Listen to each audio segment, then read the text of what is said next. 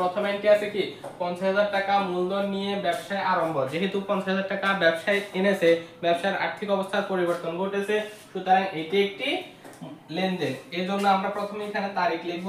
যেমন এটি হচ্ছে সেপ্টেম্বর মাসের হিসাব, তো আমরা এখানে লিখতে পারি যে 1 সেপ্টেম্বর 2000 আমরা বর্তমান সালটা দিতে পারি, বা আপনার প্রশ্নে যে সালটা থাকবে ওই সালটা আপনি দিবেন। তাহলে 1 সেপ্টেম্বর 2025। আর এটি যেহেতু একটি লেনদেন, আমরা এখানে লিখব লেনদেন। এখানে লেনদেন লিখব।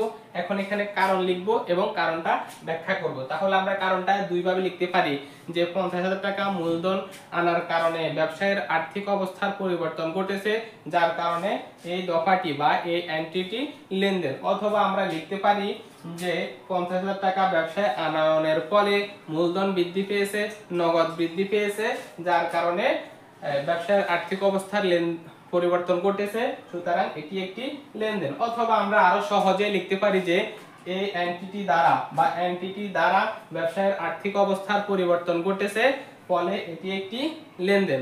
এখন আপনার কাছে যেটি সহজ মনে হয়